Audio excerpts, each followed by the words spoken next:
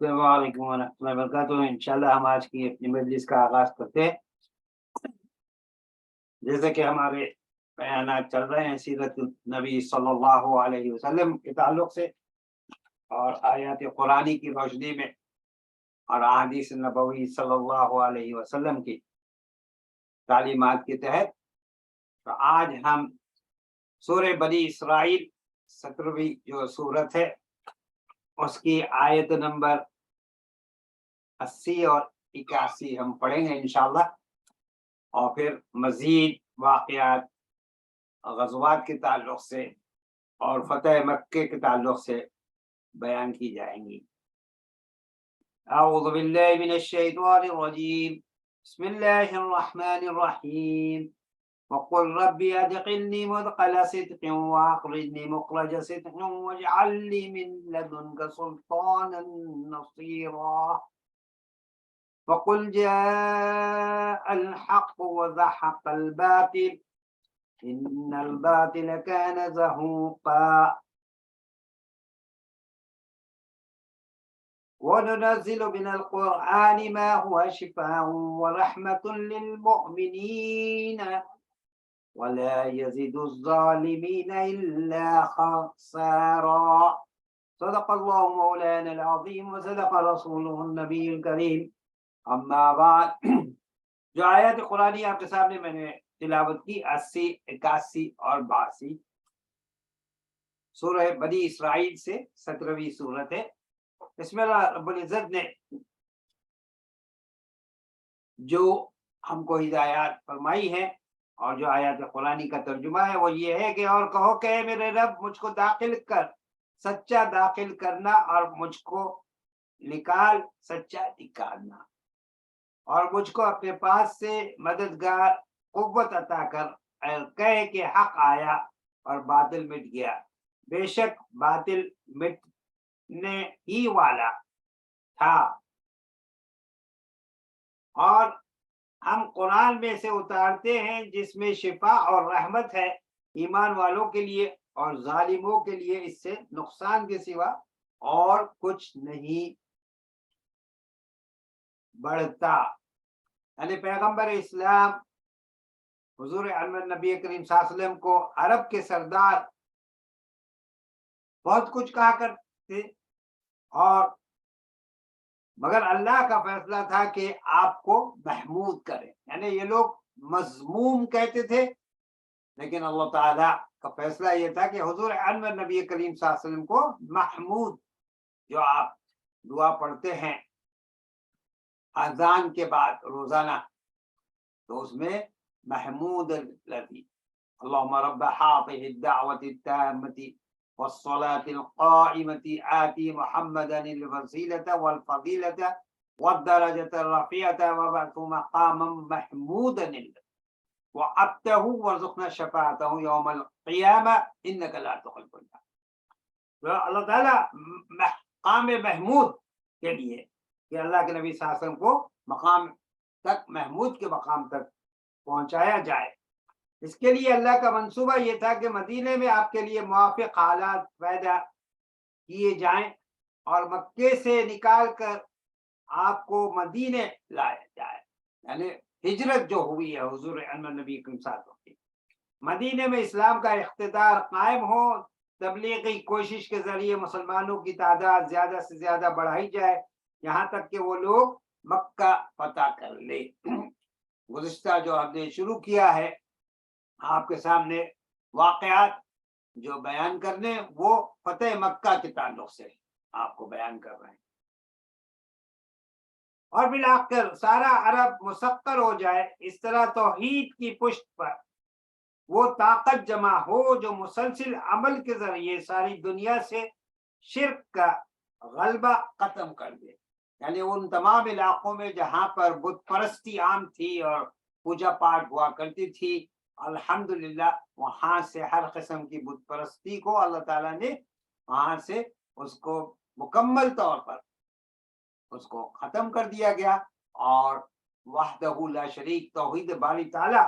کے جو ہے دین کی تبلیغ اور اس پر عمل شروع ہو گیا، آقا نامدار حضور انور نبی کریم صلی اللہ علیہ وسلم کی آمد. اور یہی وہ رب ذوالجلال کا منصوبہ تھا جس کو یہاں دعا کی صورت میں پیغمبر اسلام کو تلقین کیا گیا. یعنی پہلی آیت جو میں نے پڑھی ہے وہ کیا ہے؟ وَقُلْ رَبِّ أَدْخِلْنِي مُدْخَلَ صِدْقٍ. یہ ایک دعا ہے جو آقا نامدار حضور اکبر نبی کریم صلی اللہ علیہ وسلم کو سکھائی گئی اور آپ نے یہ دعا مانگی.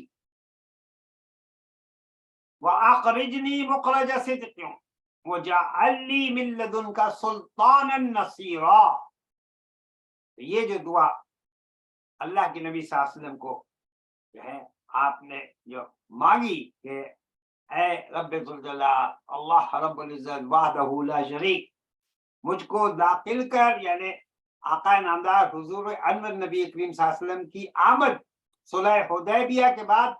جب آپ داخل ہو رہے ہیں مکہ معظمہ میں، تو وہاں پر یعنی صادق اور امین، صدیق الامین جو القاب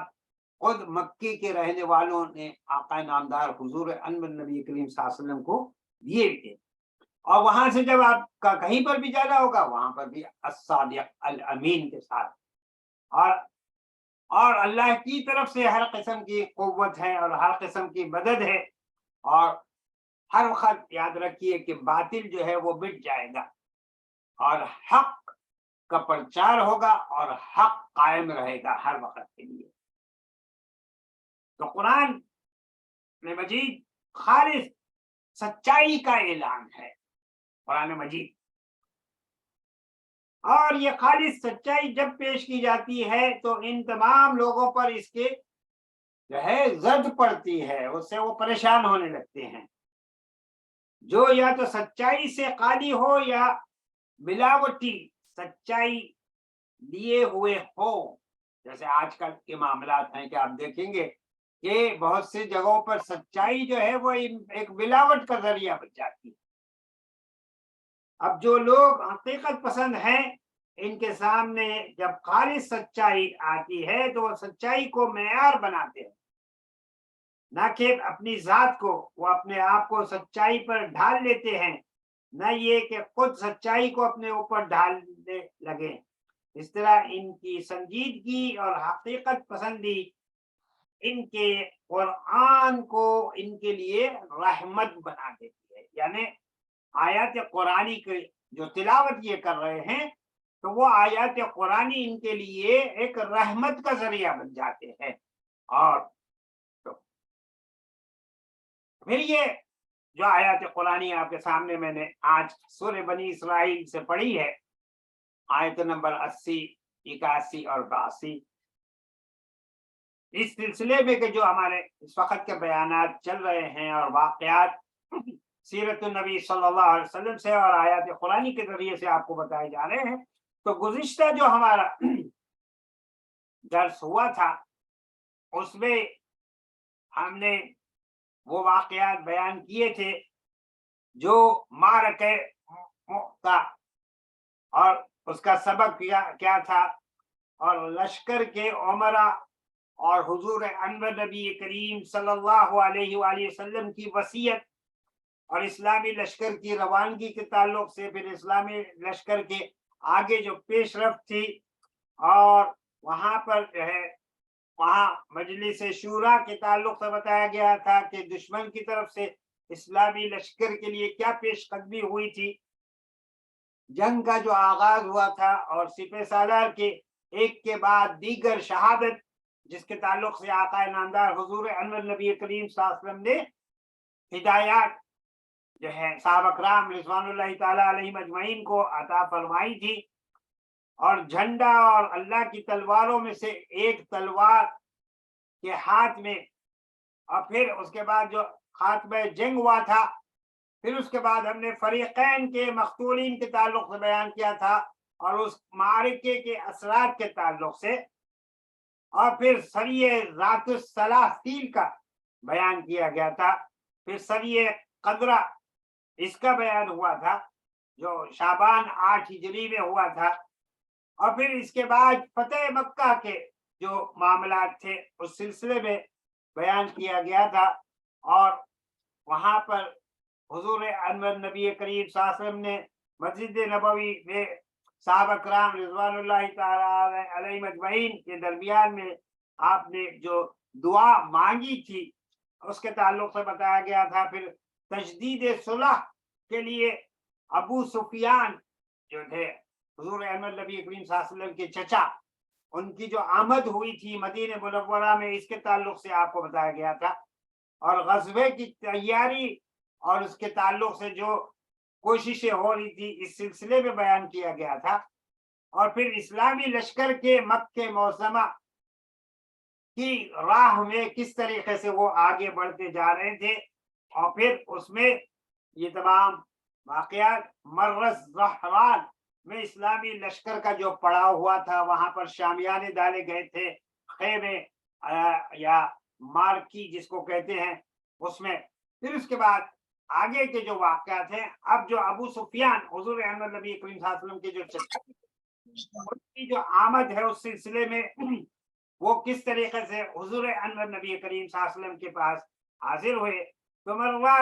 مرز زہران میں پڑاؤ ڈالنے کے بعد حضرت عباس رضی اللہ تعالی عنہ، یہ بھی حضور انور نبی کریم صلی اللہ علیہ وسلم کے چچا ہے۔ حضور صلی اللہ علیہ وسلم کے جو ایک جو سواری تھی سفید رنگ کی، اس پر جو ہے آپ سوار ہو کر نکلے۔ ان کا مقصد یہ تھا کہ کوئی وہاں پر راستے میں لکڑیوں والا لکڑہار والا آیا یا کوئی بھی آدمی مل جائے تو اس سے وہ معلومات کرے کہ قریش کے تعلق سے کیا خبر مل سکتی ہے، کیا خبریں ہیں وہاں کے تعلق سے، اور آگے کوئی خبر بھیجنی ہو تاکہ وہ مکے میں رسول اللہ صلی اللہ علیہ وسلم کے داخل ہونے سے پہلے آپ کے پاس حاضر ہو کر امان کی طلب کرے۔ اور دوسری طرف جو قریش مکہ تھے، ان کی ساری قبروں کی تعلق سے وہ بھی ایک طرف سے اس سلسلے میں معلومات کر رہے تھے، اس لیے انہیں حالات کا کچھ علم تھا اور کچھ علم نہیں تھا۔ البتہ وہ خوف اور اندیشے سے دو چار تھے۔ ان کو یہ تھا کہ بھئی کس وقت آقا نامدار حضور انور نبی کریم صلی اللہ علیہ وسلم اپنی پوری جماعت کے ساتھ، اپنے پورے لشکر کے ساتھ یہاں مکہ معظمہ میں کس وقت آئیں گے، اور ابو سفیان باہر جا جا کر قبروں کا پتہ لگاتے رہتے تھے۔ آپ کے جو چچا تھے جو مسلمان اس وقت نہیں ہوئے تھے، چنانچہ اس وقت بھی وہ حکیم بن حزام اور بدیل بن ورقہ کی قبروں کا پتہ لگانے کی غرض سے نکلے ہوئے تھے، اور حضرت عباس رضی اللہ عنہ جو ہے انہوں نے جو روایات ہم کو ملتی ہیں احادیث نبوی صلی اللہ علیہ وسلم میں، تو انہوں نے بیان کیا اس کا کہ رب کریم کے جو ہے قسم، اللہ تعالیٰ کے کرم اور اللہ کا فضل کہ میں رسول اللہ صلی اللہ علیہ وسلم کی جو سواری لے کر نکلا ہوا تھا اور اس پر جا رہا تھا کہ مجھے ابو سفیان اور بدیل بن ورقہ کی گفتگو سنائی دی۔ ابو سفیان جو ان کے خود بھائی ہیں اور بدیل بن ورقہ آپس میں جو بات چیت کر رہے تھے، ان کو جو ہے راستے میں ان کے بات چیت جو ہے جو آپس میں گفتگو ہو رہی تھی وہ سنائی دی، اور وہ باہم جو ہے آپس میں بات کر رہے تھے۔ ابو سفیان جو ہے وہ ان سے کہہ رہے تھے اپنے ساتھی سے کہ رب کی قسم میں نے آج رات جیسی آگ اور ایسا لشکر تو کبھی دیکھا ہی نہیں، اور جواب میں بدیل جو تھے ان کے ساتھی وہ کہہ رہا تھا کہ رب کی قسم بنو قزا ہے، جنگ نے انہیں جو ہے پورا منتشر کر دیا ہے اور کمزور کر دیا ہے۔ اس پر ابو سفیان جو تھے وہ کہہ رہے تھے کہ قزا اس سے کہیں جو ہے وہ بہت کمتر ہے، اور یہ ان کی جو آگ ہے اور یہ ان کا جو لشکر ہے وہ اس سے زیادہ جو ہے بڑھتر ہے۔ پھر حضرت عباس رضی اللہ کہتے ہیں کہ میں نے اس کی آواز پہچان لی اور کہا ابو حنظلہ اس نے بھی میری آواز پہچان لی، اور بولا ابو الفضل۔ ابو الفضل جو ہے حضرت عباس رضی اللہ تعالیٰ عنہ کا نک نیم سمجھ لیجیے، ان کو پکارا جاتا تھا۔ میں نے کہا ہاں۔ اس نے کہا کیا بات ہے؟ میرے ماں باپ تجھ پر قربان۔ میں نے کہا یہ رسول اللہ صلی اللہ علیہ وسلم ہیں، لوگوں سمیت جو ہے سب قریش کی تباہی کا ذریعہ بنے گا جب آقا نامدار حضور صلی اللہ علیہ وسلم کی آمد ہوگی۔ تو واللہ اس نے کہا اب کیا ہیلا ہے، میرے ماں باپ تم پر قربان۔ میں نے کہا واللہ اگر وہ تمہیں پا گئے تو تمہاری گردن مار دیں گے، کیونکہ وہ دشمنان اسلام میں سے تھے۔ حضرت ابو سفیان اس وقت ابھی اسلام قبول نہیں کیا تھا انہوں نے، تو انہوں نے یہ کہا کہ بہتر یہ ہے کہ تم میرے ساتھ میرے پیچھے ہی بیٹھ جاؤ اس سواری پر جو خچر تھا جس پر جا رہے تھے، میں تمہیں حضور انور نبی کریم صلی اللہ علیہ وسلم کے خدمت میں لے چلتا ہوں اور تمہارے لیے امان طلب کر لیتا ہوں، یعنی تمہارے لیے جو ہے حفاظت کا ذریعہ ہو جائے گا، تم پر کسی قسم کا کوئی حملہ نہیں ہوگا اور کسی قسم۔ تو اس کے بعد ابو سفیان جو تھے وہ اپنے بھائی کے ساتھ حضرت عباس رضی اللہ تعالیٰ عنہ کے ساتھ پیچھے بیٹھ گئے اور یہ دونوں پھر جاتے رہے۔ تو آگے جو سواری جا رہی تھی تو اس دوران میں حضرت عباس رضی اللہ عنہ نے مزید بتایا کہ میں ابو سفیان کو لے کر چلا، جب راستے میں کہیں سے ہمارا گزر ہوتا لوگ کہتے کون ہے، تو وہ پھر اس کے بعد پہچان لیتے حضرت عباس رضی اللہ تعالیٰ عنہ کو، اور وہ کہتے کہ میں تو اللہ کے نبی صلی اللہ علیہ وسلم کا جو ہے امتی ہوں، اور پھر وہ حضور احمد نبی کریم صلی اللہ علیہ وسلم کی جو سواری ہے وہ اسے دیکھ کر بھی پہچان لیتے، تو وہ کہتے کہ اچھا یہ تو رسول اللہ صلی اللہ علیہ وسلم کے چچا حضرت عباس رضی اللہ تعالیٰ عنہ ہے۔ اور آپ جو ہے اسی طریقے سے آگے بڑھتے رہے یہاں تک کہ عمر بن خطاب رضی اللہ تعالیٰ عنہ ان کے پاس سے جب ان کا گزر ہوا تو انہوں نے کہا کون ہے، اور پھر اٹھ کر میری طرف آئے، یعنی حضرت عباس رضی اللہ تعالیٰ عنہ کی طرف، اور جب پیچھے انہوں نے دیکھا کہ حضرت ابو سفیان جو ہے وہ جو ہے ان کے پیچھے بیٹھے ہوئے ہیں رضی اللہ تعالیٰ عنہ، جو بعد میں مسلمان ہوئے تھے، تو کہنے لگے ابو سفیان اللہ کا دشمن، کیونکہ ہر ایک یہی جانتا تھا کہ یہ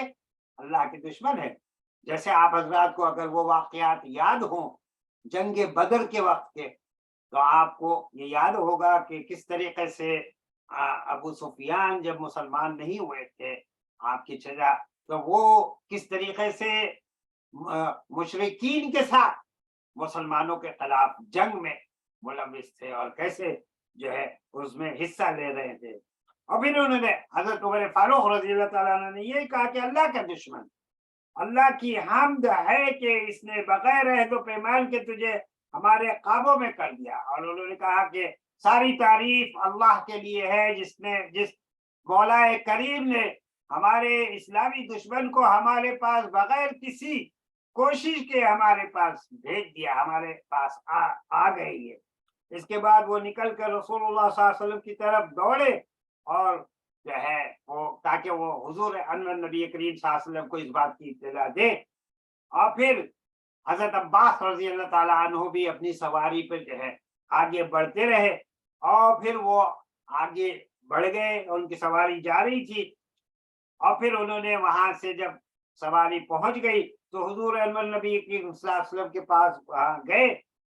اور پھر وہاں پر حضرت عمر فاروق رضی اللہ تعالیٰ عنہ بھی پیچھے پیچھے ان کے پہنچ گئے اور بولے کہ اے اللہ کے رسول صلی اللہ علیہ وسلم یہ ابو سفیان ہے۔ انہوں نے پھر بتایا حضور انور نبی صلی اللہ علیہ وسلم کو، اور حضرت عمر فاروق رضی اللہ تعالیٰ عنہ نے اجازت مانگی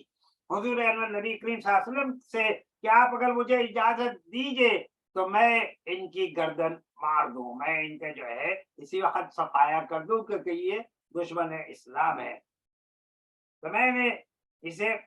تو پھر حضرت عباس رضی اللہ تعالیٰ عنہ نے ان سے کہا کہ نہیں میں نے ان کو جو ہے پناہ دے دی ہے. یعنی جب عرب کا یہ معاملہ تھا، وہاں کا طریقہ کار یہ تھا کہ جب بھی کوئی اس بات کا اعلان کرے کہ میں ان کی حفاظت کر رہا ہوں اور میں جو ہوں ان کو پناہ دے رہا ہوں، تو یہ بات بہت اہمیت رکھتی تھی. تو یہاں حضرت عباس رضی اللہ تعالیٰ عنہ نے کہا میں نے ان کو امان دے دیا ہے، میں نے ان کی حفاظت کا ان سے وعدہ کیا ہے اور یہ میری پناہ میں ہیں. پھر میں نے رسول اللہ صلی اللہ علیہ وسلم کے پاس جو ہے وہ پھر بیٹھ گئے اور پھر وہاں پر جو ہے کہا کہ رب کی قسم آج رات میرے سوا کوئی اور آپ سے کوئی بات چیت اس وقت نہیں کرے گا، بلکہ میں ہی آپ کے خدمت میں حاضر ہوا ہوں اور ابھی پہلے میں آپ سے بات کر لوں گا. اور جب ابو سفیان کے بارے میں حضرت عمر رضی اللہ نے بار بار کہا تو میں نے کہا عمر ٹھہر جاؤ. حضرت عباس رضی اللہ تعالیٰ عنہ نے کہا عمر اپنی ٹھہر جاؤ. عمر بن خطاب رضی اللہ تعالیٰ عنہ سے رب کی قسم اگر یہ بنی عدی بن کعب کا آدمی ہوتا تو تم ایسی بات نہ کہتے. یعنی حضرت عباس رضی اللہ تعالیٰ عنہ نے کہا کہ یہ دوسرے کسی قبیلے کے ہوتے اور وہاں کے ساتھی ہوتے تو ہو سکتا تم یہ بات نہ کہتے اس طریقے سے اور اس تلقی سے، اور جو ہے جس قسم کے الفاظ تم استعمال کر رہے ہو وہ نہیں کرتے. یعنی حضرت عباس رضی اللہ تعالیٰ عنہ نے حضرت عمر فاروق رضی اللہ تعالیٰ عمر رضی اللہ تعالیٰ عنہ نے کہا عباس رضی اللہ تعالیٰ عنہ سے کہ بھئی آپ بھی تھوڑا سا اطمینان رکھے، ٹھہر جائے. اور رب کی قسم ہے انہوں نے یہی کہا کہ تمہارا اسلام لانا میرے نزدیک جو ہے خطاب کے اسلام لانے سے اگر وہ اسلام لاتے زیادہ پسندیدہ ہے. اور اس کی وجہ میرے لیے صرف یہ ہے کہ رسول اللہ صلی اللہ علیہ وسلم کے نزدیک تمہارا اسلام لانا ہے، کیونکہ آقا نامدار حضور انور نبی کریم صلی اللہ علیہ وسلم نے اس وقت کے جو دو عمر تھے، ایک ابو جہل ان کا بھی نام عمر تھا اور ایک عمر بن خطاب حضرت عمر رضی اللہ تعالیٰ عنہ، اور آپ نے دعا مانگی تھی کہ یا اللہ دونوں عمر میں سے کسی ایک عمر کو اسلام کے لیے عطا فرما. تو اللہ کے نبی صلی اللہ علیہ وسلم کی دعا حضور انور نبی کریم صلی اللہ علیہ وسلم نے فرمایا عباس اسے یعنی ان کو اپنے چچا صاحب کو ابو سفیان کو اپنے ڈیرے میں لے جاؤ، یعنی اپنے شامیانے میں اپنے خیمے میں لے جاؤ، مارکی میں لے جاؤ اور صبح میرے پاس لے آنا. ابھی تو تم انہیں لے کر چلے جاؤ اور پھر کل صبح میرے پاس ان کو لے کر آنا. اس حکم کے مطابق میں اس دیر ان کو اپنے بھائی کو اپنے ساتھ لے کر چلا گیا. حضرت ابو سفیان کے تعلق سے انہوں نے جو ہے حضرت عباس رضی اللہ تعالیٰ نے کہا اور صبح حضور انور نبی کریم صلی اللہ علیہ وسلم کی خدمت میں حاضر ہو گیا. آپ صلی اللہ علیہ وسلم نے ان کو دیکھ کر فرمایا ابو سفیان اپنے چچا محترم سے کہ آپ پر افسوس، کیا اب بھی آپ کے لیے وقت نہیں آیا کہ آپ یہ جان سکے کہ اللہ کے سوا کوئی جو ہے عبادت کے لائق نہیں ہے، الہ نہیں ہے سوائے اللہ کی. تو ابو سفیان آپ کے جو چچا تھا محترم نے کہا میرے والدین کی بھی جو ہے جان آپ پہ قربان ہو، اپنے جو ہے بھتیجے حضور انور نبی کریم صلی اللہ علیہ وسلم کو پر فدا ہو. آپ کے اندر کتنی اللہ تعالیٰ نے بردباری رکھی ہے، آپ کتنے جو ہے کریم ہیں، آپ کتنے حلیم ہیں اور کتنے خوش اخلاق ہیں. اور میں اچھی طرح سمجھ چکا ہوں کہ اگر اللہ کے ساتھ کوئی اور بھی الہ ہوتا تو اب تک میرے کچھ کام آیا ہوتا. یعنی حضرت ابو سفیان آپ کے چچا صاحب نے یہ کہا کہ اپنے جو ہے حضور انور نبی کریم صلی اللہ علیہ وسلم کو کہ اللہ تعالیٰ نے آپ کو یہ تمام نعمتوں سے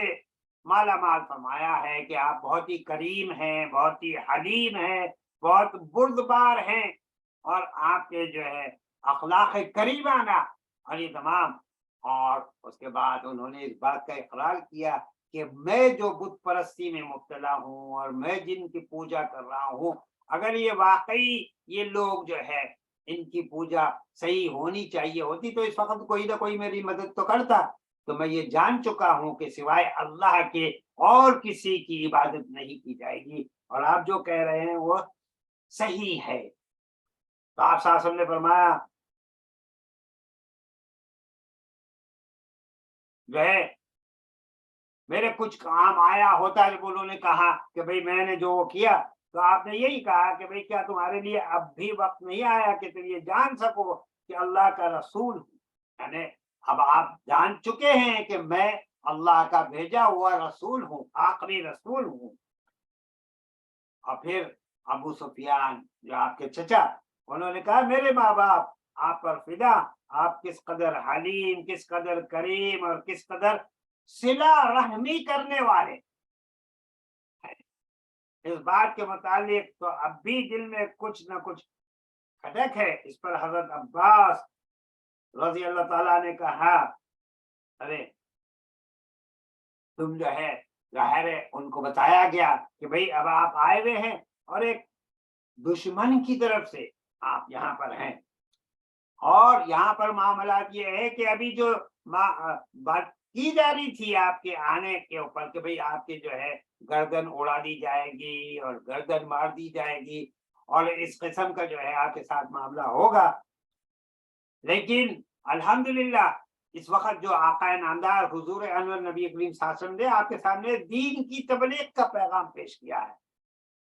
تو آپ اس سلسلے میں آپ کا کیا ہے؟ تو انہوں نے یہی ان کو اپنے بھائی کو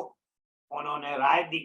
کہ بھئی آپ اگر اس کو مانتے ہیں تو سب فوراً ہی اسلام کو قبول کر لیجئے اور یہ شہادت اور اقرار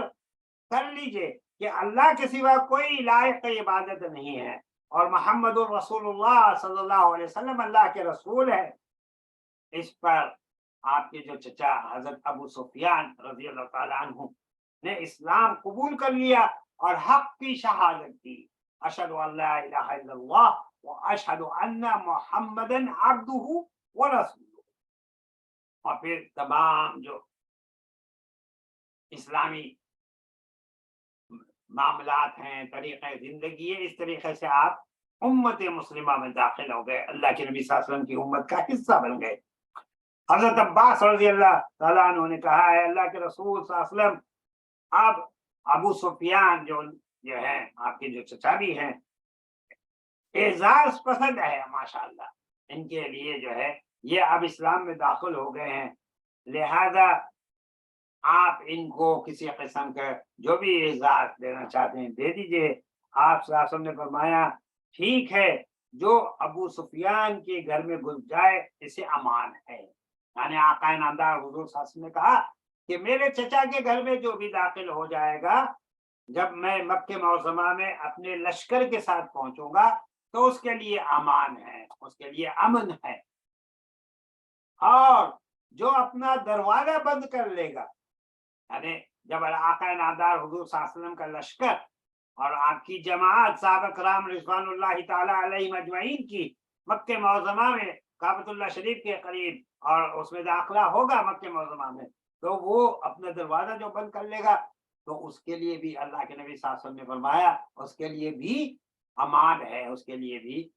جو ہے پناہ ہے۔ اور اسی طریقے سے آپ صلی اللہ علیہ وسلم نے فرمایا جو مسجد حرام میں کعبۃ اللہ شریف میں داخل ہو جائے گا اسے بھی جو ہے پناہ دی جائے گی، اسے بھی۔ پھر اسلامی لشکر جو تھا مر الظہران سے مکے کی جانب اس کی روانگی ہوئی، یعنی اسی صبح، یہ منگل کا دن تھا، ٹیوزڈے کا دن تھا، 17 رمضان المبارک، 8 ہجری کی صبح حضور انور نبی کریم صلی اللہ علیہ وسلم نے مغل الظہران سے مکے کے روانگی کے لیے آپ نے سفر شروع کر دیا، اور حضرت عباس رضی اللہ کو حکم دیا کہ آپ ابو سفیان رضی اللہ تعالیٰ عنہ کو لے کر آپ چلے جائیں اپنے وادی میں سے، اور جو مختلف راستے ہیں پہاڑی کے اس کے ذریعے سے وہاں پر آپ پہنچ جائیں اور وہاں رکے رہے جب تک کہ ہمارا قافلہ وہاں نہ پہنچ جائے، اور وہاں سے گزرنے والی جتنی بھی فوجیں ہوں گی اور جتنے بھی دستے ہوں گے، اور وہ ان کو جو ہے وہ ان کے سامنے سے گزرتے رہیں گے۔ حضرت عباس رضی اللہ تعالیٰ عنہ نے ایسا ہی کیا، اور ادھر جو قبائل تھے اپنے اپنے جو ہے وہاں سے وہ ان کا گزر ہو رہا تھا۔ جب وہاں سے کوئی قبیلہ گزرتا تو ابو سفیان رضی اللہ تعالیٰ عنہ پوچھتے اپنے بھائی حضرت عباس رضی اللہ تعالیٰ عنہ سے یہ کون لوگ ہیں، اور وہ پھر جواب میں حضرت عباس رضی اللہ تعالیٰ عنہ ان کو بتاتے کہ یہ فلاں فلاں قبیلے والے ہیں، تو آپ ان سے کہتے کہ ہاں میرا ان سے کیا تعلق، اور پھر اپنے اسی سے یہی سلسلہ چلتا رہا۔ اور اسی طریقے سے مسینہ، وہ ان کا قبیلہ گزرا، پھر اسی طریقے سے دوسرے اور قبائل گزرتے گئے۔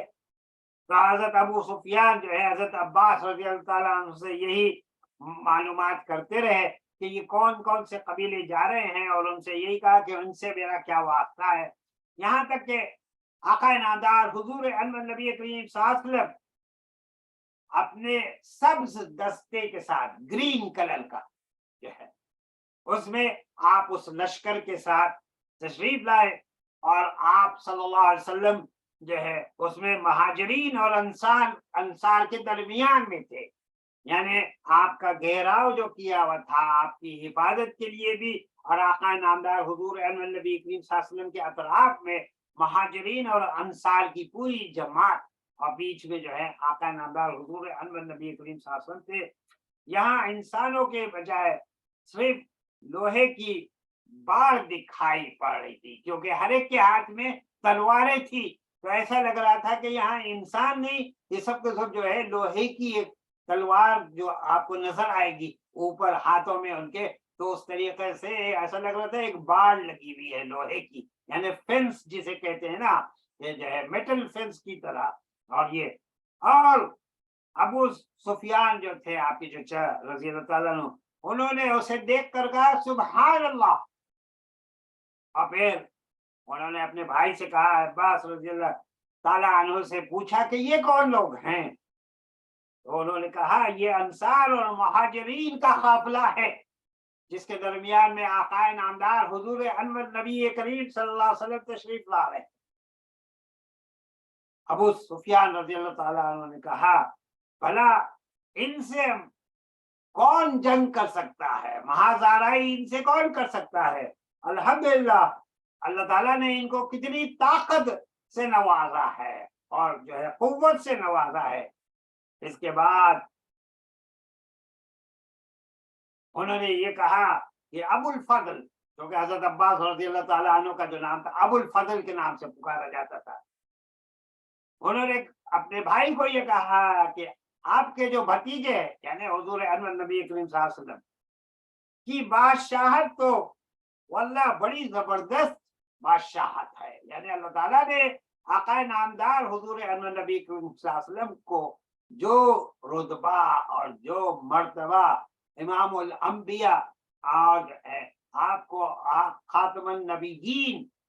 اور یہ تمام جو ہے رحمت للعالمین بلا کر جو بھیجا ہے، یہ تو بہت ہی بڑا انعام ہے آقا نامدار حضور انور نبی کریم صلی اللہ علیہ وسلم کے لیے، اللہ وحدہ لا شریک۔ اور حضرت عباس رضی اللہ عنہ نے کہا کہ ابو سفیان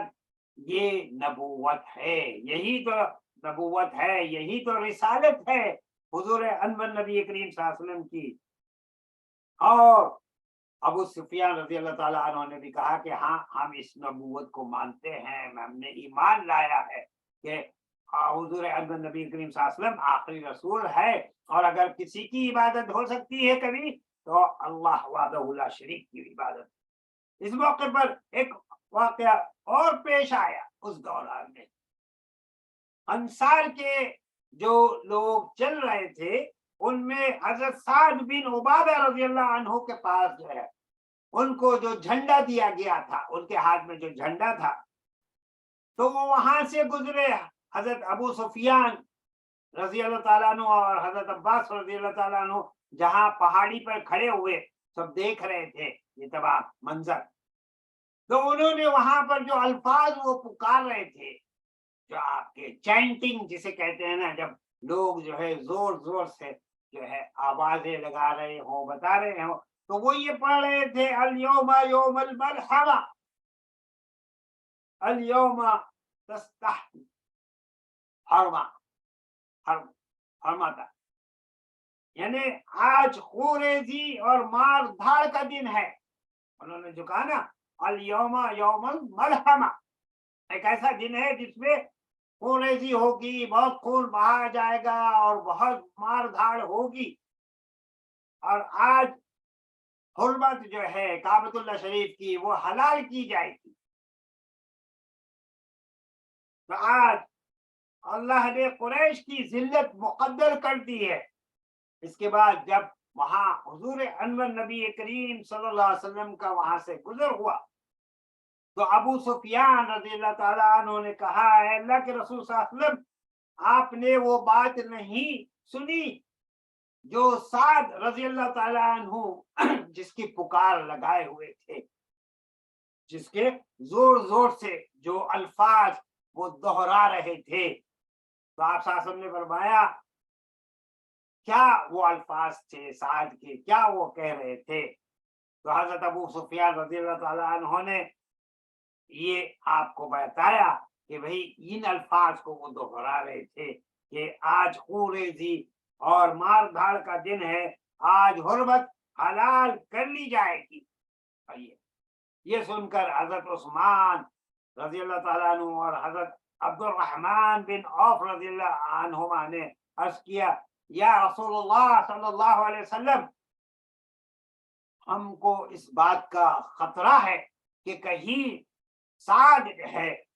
وہ قریش کے اندر مار دھاڑ نہ شروع کر دے، یعنی لڑائی کا معاملہ نہ شروع ہو جائے سعد کی طرف سے، کہیں وہ قریش کے جو لوگ ہیں ان کے اوپر حملہ نہ کر دیں۔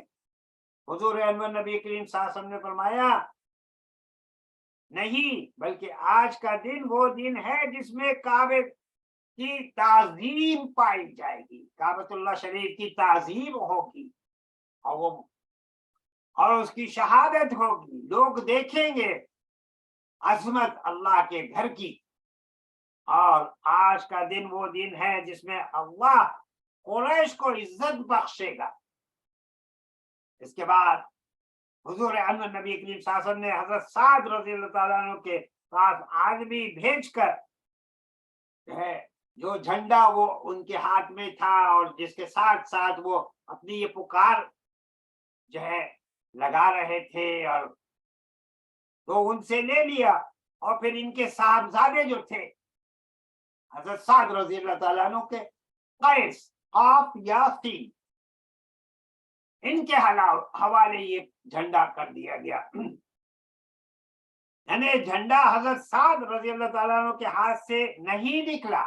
یعنی ان سے جھنڈا لے کر ان کے بیٹے کے ہاتھ میں دے دیا گیا، حضرت قیس رضی اللہ تعالیٰ عنہ کے ہاتھ میں۔ اور پھر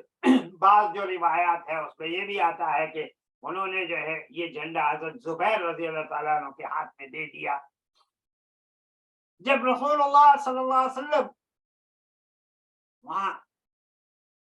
ابو سفیان رضی اللہ تعالیٰ عنہ جو آپ کے چچا ہے ان کے پاس سے گزر چکے، تو حضرت عباس رضی اللہ عنہ نے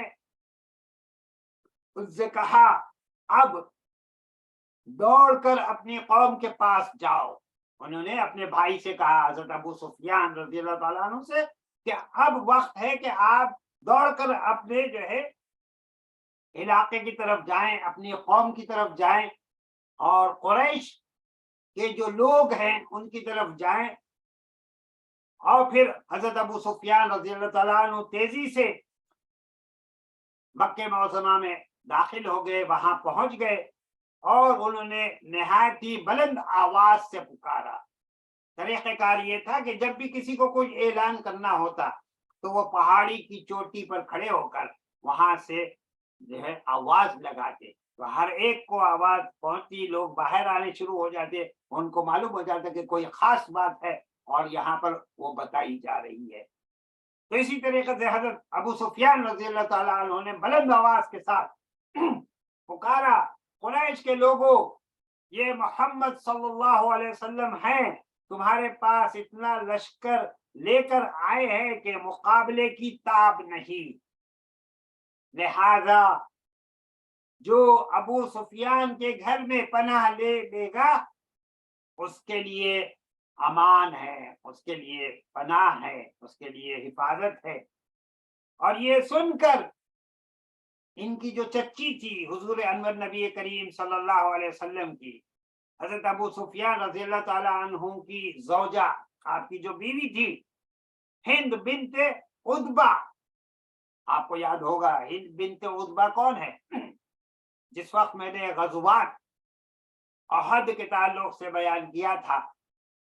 और उसमें जब हम वो पढ़ रहे थे और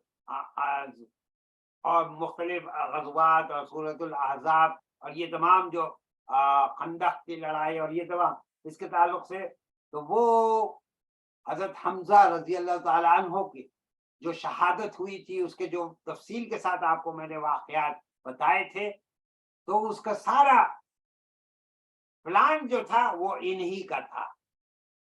इनका जो है इन्होंने, यानी ये इनके देवर थे हजरत हमजा रजी अल्लाह ताला अन्हु, छोटे भाई थे हजरत अबू सुफियान रजी अल्लाह ताला अन्हु के, तो हजरत हमजा रजी अल्लाह ताला अन्हु जिनकी शहादत हुई थी, और इन्होंने पूरा प्लान बनाया था और वाहशी को जो भेजा था जिसके तीर कभी चुभता नहीं था, और उसने धोखे के जरिए से किस तरीके से हजरत हमजा रज़ी अल्लाह ताला अन्हु पर वार किया था और उनकी शहादत हुई थी। तो इन्होंने क्या किया, ये हजरत अबू सुफियान रज़ी अल्लाह ताला अन्हु की जो बीवी थी ज़ौजा, जो बाद में मुसलमान हो गई, उनके ताल्लुक से इंशाल्लाह बाद में फिर वो वाक़यात मैं बताऊंगा। तो ये बिनते हिंद बिनते उतबा, इनका नाम था हिंद बिनते उतबा, ये उठी और उन्होंने अपने शौहर की जो मूछ थी उसको जो है पकड़कर, उन्होंने, उनकी बड़ी बड़ी मूछें थी, तो पकड़कर बोलने लगी कि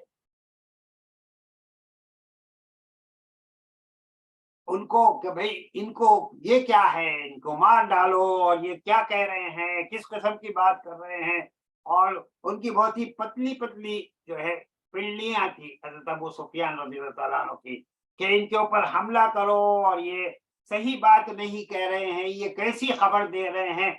मुख्तलिफ जो उस वक्त उन्होंने गुस्से में आकर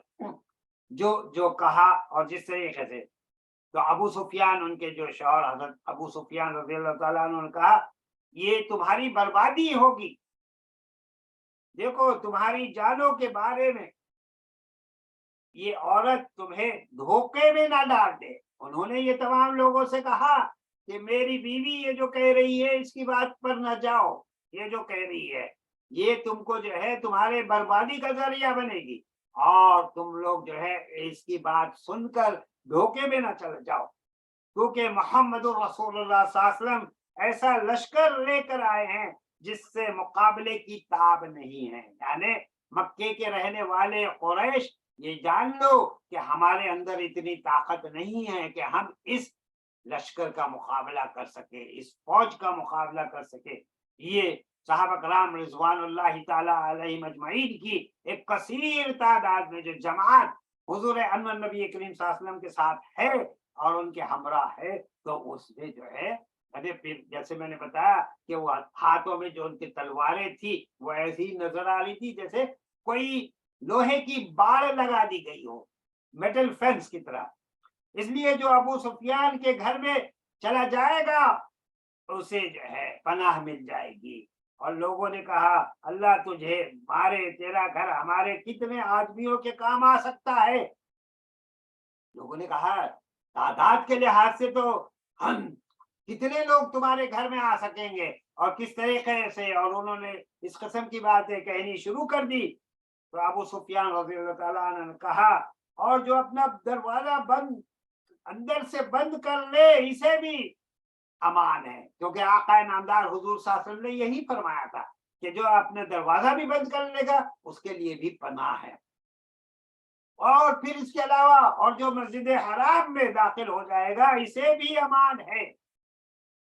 جب حضرت ابو سفیان رضی اللہ تعالیٰ عنہ نے اس بات کا اعلان کیا تو یہ سن کر لوگ اپنے اپنے گھروں میں اور مسجد حرام کی طرف، کعبۃ اللہ شریف کی طرف بڑھنے لگے، بھاگنے لگے، دوڑنے لگے کہ ہمارے لیے حفاظت ہے وہاں پر۔ لیکن بعض ان میں ایسے بھی لوگ تھے جو اپنی ضد پر قائم تھے اور جو اپنی ہٹ درمی پر تھے، اور جو یہ نہیں چاہ رہے تھے، بلکہ وہ ان کے ذہن میں یہ تھا کہ ہم کو تو کامیابی ہوگی اور ہم جو ہے ان کے ساتھ لڑائی کریں گے اور جو ہے ہم ان کے ساتھ کھڑے رہیں گے اور ہماری جنگ چلتی رہے گی، وہ مطالبہ منظور کرے یا نہ کرے۔ قریش کے یہ جو اس قسم کے جو لوگ تھے، ان میں جو مسلمانوں سے لڑنے کے لیے ان میں کون تھے؟ اکرمہ بن ابی جہل، ابو جہل کے بیٹے اکرمہ، یہ بھی بعد میں مسلمان ہو گئے، ان کے تعلق سے پھر آپ کو بتایا جائے گا۔ صفوان بن امیہ اور سہیل بن عمرو، یہ اپنی کمان لے کر اپنے جو ہے وہ قندمہ کے اندر جمع ہو گئے۔ ان میں بنو بکر کا ایک آدمی حماس بن قیس، قاف یاسین، یہ بھی تھا، جو اس سے پہلے ہتھیار اپنے ٹھیک ٹھاک کر کے رکھ رہا تھا، وہاں پر ساری تیاری میں تھا، اور وہ اپنی تیاری جب کر رہا تھا تو اس کی جو بیوی تھی اس نے اپنے شوہر سے پوچھا تھا کہ یہ کیا، کس بات کی تیاری تم کر رہے ہو؟ جو میں دیکھ رہی ہوں کہ تم اپنے تلوار وغیرہ، تیر کمان، یہ سب تیار کر رہے ہو، تو اس کس سلسلے میں یہ کر رہے ہو؟ تو اس نے کہا تھا کہ حضور صلی اللہ علیہ وسلم کا نام لے کے محمد اور اس کے ساتھیوں سے مقابلے کی تیاری ہے، یعنی آقا نامدار حضور صلی اللہ علیہ وسلم اور آپ کے ساتھیوں کے ساتھ۔ اس پر اس کی بیوی نے کہا تھا کہ رب کی قسم، اور پھر اس نے کہا تھا کہ محمد صلی اللہ علیہ وسلم کے تعلق سے اور آپ کے ساتھیوں کے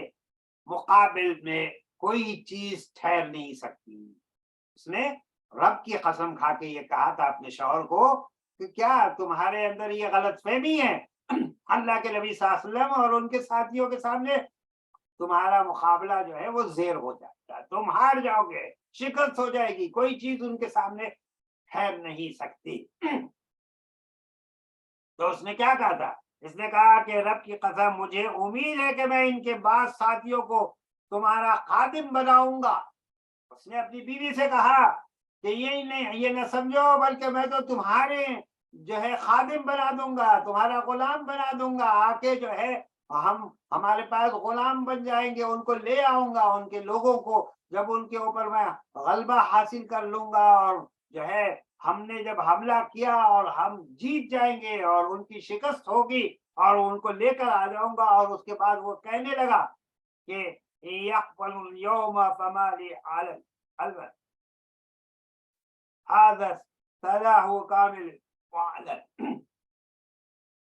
وذو غرارين سریس سلط، یعنی وہ کیا کہہ رہا تھا کہ اگر وہ آج مد مقابل آ جائے، آج میرے سامنے آ جائیں، تو میرے لیے کوئی عذر نہ ہوگا، کسی قسم کا کوئی عذر نہیں ہوگا، میں ان پر حملہ آور ہو جاؤں گا۔ اور یہ مکمل ہتھیار جو میرے پاس ہیں یہ اتنے تیز ہیں اور ان کا نیزہ ایسا ہے کہ وہ اس کے ذریعے سے ان کے جو ہے ان کے اوپر حملہ کروں گا اور میں غالب آ جاؤں گا۔ اور یہ دو دھاری تلواریں جو میرے پاس ہیں یہ بہت زیادہ کام آنے والی ہے۔ اور یہ قندمہ کی لڑائی میں یہ شخص بھی آیا تھا۔ اسی طریقے سے اسلامی لشکر جو تھا وہ طوا کے علاقے میں، یعنی حضور احمد نبی کریم صلی اللہ علیہ وسلم جب مرض ظہران، میں نے کہا آپ سے اس سے پہلے، وہاں سے روانہ ہو کر ذی طوا پہنچے، اس دوران اللہ کی طرف سے جو ایک فتح کی، فتح مبین کے اعزاز پر آپ نے اپنا سر جھکا لیا، اور آپ نے اپنا سر جھکا کے ہی رکھا تھا۔ اسی وجہ سے آپ دیکھیے کہ بعض جو روایات میں آتا ہے کہ آقا نامدار حضور صلی اللہ علیہ وسلم نے اپنے ساتھیوں سے بھی کہا تھا، صحابہ کرام رضوان اللہ تعالیٰ علیہم اجمعین سے، کہ میرے سر کے اوپر ایک چادر ڈال دو، تاکہ ہم جب داخل ہوں تو میں نہیں چاہتا کہ جو لوگ وہاں پر کھڑے ہوں گے وہ ان کے اندر یہ ایسی بات ہو کہ ہم آج ہار گئے ہیں یا یہ سوچنے لگے، بلکہ میں تو رحمت للعالمین ہوں انشاءاللہ، یہ نہیں تو ان کی اولاد میں کوئی نہ کوئی اسلام کی طرف داخل ہوتا رہے گا۔ تو آپ جو ہے آپ نے سر کو جھکا لیا، یہاں تک کہ آپ کے جو داڑھی مبارک کے جو بال تھے وہ اپنے آپ کے سینے کو اور آپ کی جو لکڑی تھی اس سے بھی لگ رہے تھے۔ ذی طوا میں آپ نے لشکر کی ترتیب فرمائی۔ وہاں پر آپ جب پہنچے ذی طوا میں تو آپ نے اپنے پورے لشکر کی ترتیب فرما دی۔ خالد بن ولید کو سیدھے ہاتھ کی جانب رکھا، داہنے پہلو پر رکھا، اس میں اسلم اور سلیم اور غفار اور مزینہ جوہینہ اور کچھ دوسرے قبائل کے جو عرب قبائل کے لوگ تھے وہ وہاں تھے، اور خالد بن ولید کو حکم دیا کہ وہ مکے میں دوسرے جو راستہ بتایا آپ صلی اللہ علیہ وسلم نے اس سے داخل ہو جائیں، اور اگر قریش میں سے کوئی ان کے راستے میں آئے تو ظاہر ہے اگر آپ کی جنگ ہوگی تو ظاہر ہے آپ اس میں پورا حصہ لیں، اور ان کا قتل ہوتا ہے تو قتل ہوئے گا۔ پھر یہاں تک کہ میں جب صفا کی پہاڑی پر پہنچوں گا تو وہاں آپ تمام حضرات سے ملاقات ہوگی انشاءاللہ۔ حضرت زبیر بن عوام وہ جو تھے وہ دوسری جانب بائیں پہلو پر تھے، ان کے ساتھ حضور انور نبی کریم صلی اللہ علیہ وسلم کا پورا قافلہ چل رہا تھا۔ آپ صلی اللہ علیہ وسلم نے انہیں حکم دیا کہ مکے میں بالائی حصے کی طرف سے جاؤ،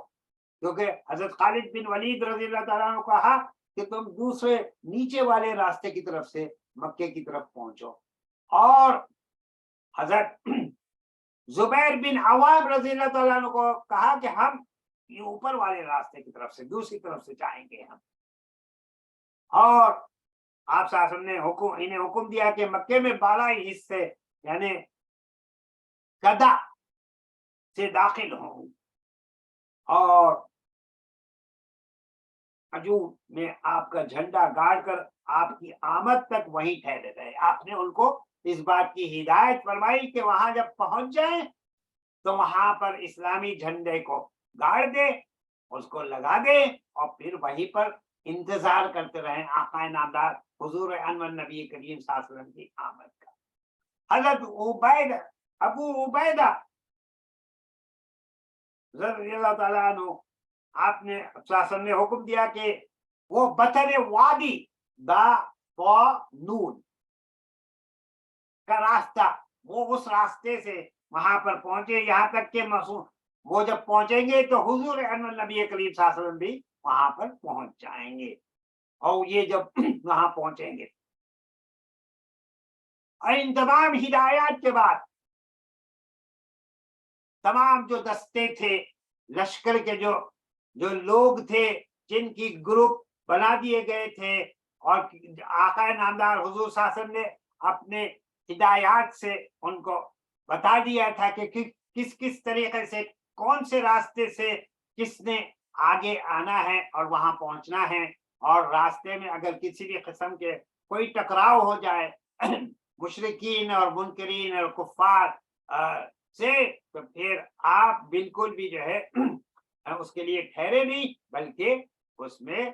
آپ جنگ جاری رکھیں یہاں تک کہ اللہ تعالیٰ آپ کو غلبہ عطا فرمائے اور آپ سب سے وہاں ملاقات ہوگی۔ اور اگر کسی بھی قسم کی کوئی جنگ نہ ہوئی تو انشاءاللہ آپ کا دستہ آگے چلتا رہے گا، آپ کا قافلہ آگے بڑھتا رہے گا، اور انشاءاللہ صفا پر، وہاں پر انشاءاللہ صفا کی پہاڑی پر آپ سب سے وہاں پر ملاقات ہوگی۔ حضرت خالد بن ولید اور ان کے جو ساتھی تھے، ان کی راہ میں جو مشرک بھی آیا تو ان کے ساتھ ان کا جو معاملات ہوئے تو انہوں نے جو ہے کرزن، جابر فہری اور خنیس بن خالد بن ربیہ، ان کے ساتھ ان کے جو ہے جنگ ہوئی، اور یہ جو ہے اس میں ان کے شہادت ہو گئی ہے لوگوں کی جو، اور یہ دو لوگ لشکر سے بچھڑ کر ایک دوسرے راستے پر چل پڑے اور اسی دوران میں ان کا قتل کر دیا گیا۔ یہ جو دو ساتھی تھے قندمہ پہنچ کر حضرت خالد بن ولید رضی اللہ اور ان کے جو ساتھی تھے ان کی پھر مدبھیڑ وہاں پر ہوئی قریش کے لوگوں سے، اور معمولی سی جھڑپ ہوئی، اور اس میں 12 مشرکین جو تھے وہ مارے گئے، ان کا قتل ہو گیا۔ اور اس کے بعد مشرکین میں ایک بھگدڑ مچ گئی، وہ پریشان ہو گئے کہ بھئی یہ کیا ہو رہا ہے، اور حماس بن قیس جو مسلمانوں سے جنگ کے لیے ہتھیار ٹھیک ٹھاک کرتا رہتا تھا، جس کے بارے میں نے بتایا تھا جب اس کی بیوی نے یہ کہا تھا کہ بھی تم مقابلہ نہیں کر سکتے،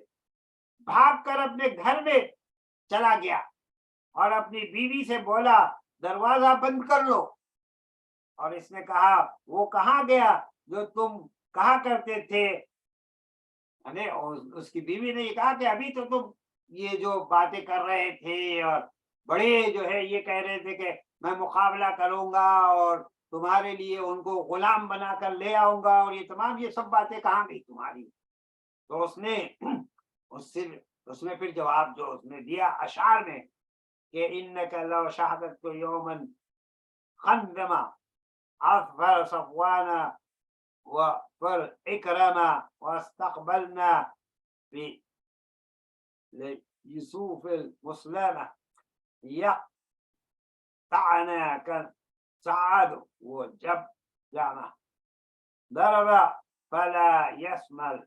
الأغمى لهم نحيت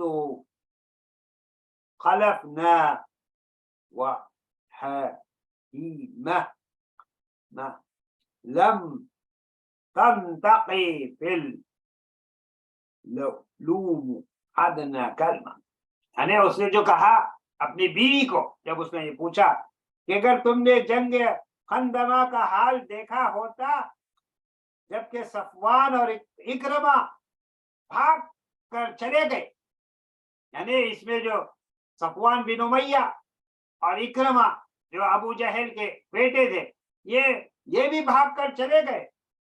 اور جو تلواریں ان کے ہاتھوں میں تھی